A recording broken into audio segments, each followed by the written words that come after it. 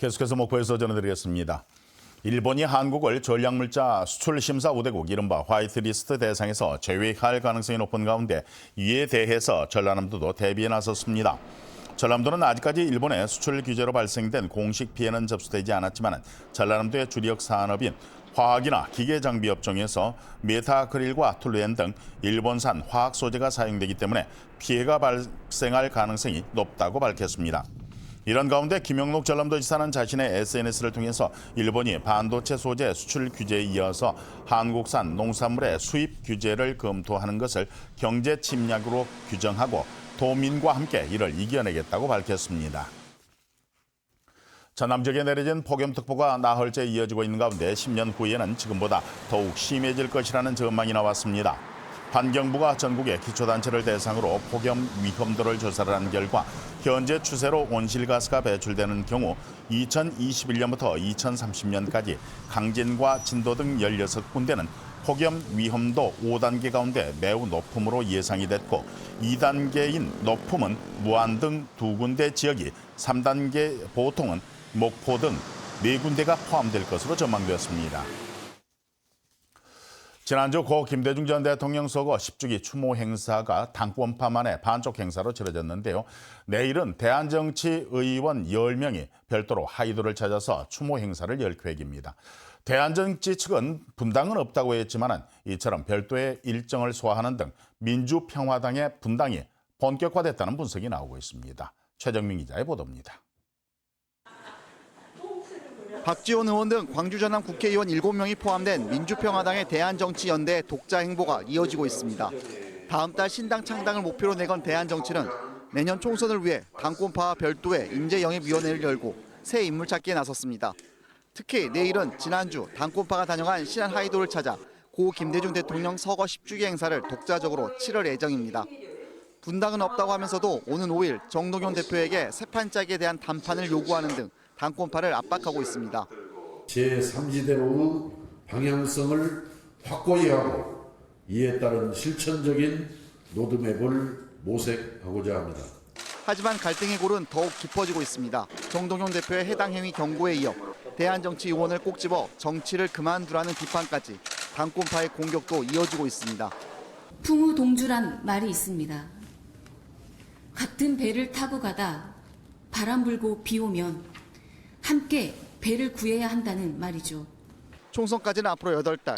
광주 전남을 기반으로 한 민주평화당발 정계 개편이 이뤄질지 아니면 당 갈등을 극적으로 봉합하고 총선에 매진할지 지역민들의 관심이 쏠리고 있습니다. KBS 뉴스 최정민입니다. 무안공항에서 중국을 오가는 국제선 2개 노선이 개설이 됩니다. 제주항공은 이르면 이달부터 무안에서 중국의 옌지와 장자제 2도시에 주 2회 신규 취항할 계획이라고 밝혔습니다. 올 상반기 기준 무안국제공항의 이용객 수는 모두 47만 명으로 지난해 같은 기간에 비해서 95%가 늘었고 이 가운데 국제선 이용객은 167%가 증가한 36만 명에 이르고 있습니다. 정부가 목포 신항을 중국 교역의 중심 축으로 육성을 합니다. 정부는 2차 신항만 건설 기본 계획을 발표를 하고 오는 2040년까지 목포 신항에 정부, 재정과 민자 등 4천억 원을 투입해서 해경 정비창과 화물부도 2군데를 신설하고 대중국 교역의 중심 축으로 육성한다고 밝혔습니다. 또 광양 항에도 유류부두 1개 선석과 저유 탱크 28기가 확충됩니다.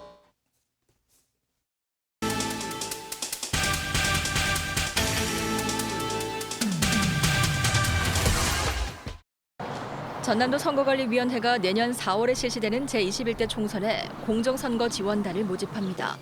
26명으로 꾸려지는 공정선거 지원단은 불법 선거운동 단속 보조 업무와 선거 관련 정보 수집, 홍보 업무 등을 수행할 예정입니다. 신안군이 오늘부터 천사섬 신안 상품권을 발행해 본격적인 판매를 시작했습니다.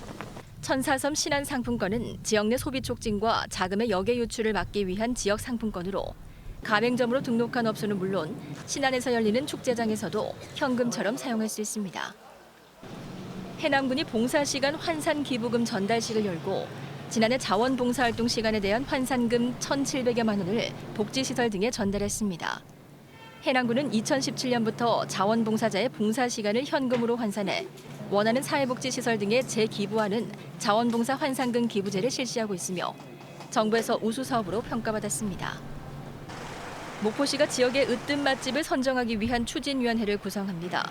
가칭 으뜸 맛집 선정 추진위원회는 음식 관광 전문가 17명 등 모두 20명으로 구성되고 다음 달부터 선정 방안을 논의할 계획입니다. 지금까지 단신 브리핑이었습니다. 전남도가 지역의 골목 상권 활성화를 위한 전남 행복 지역 화폐를 22개 모든 시군에서 발행합니다. 전남 행복 지역 화폐는 전남 지역의 상품권 공동 브랜드로 지난해 도내 11개 시군에서 420억 원이 발행됐습니다. 목포였습니다.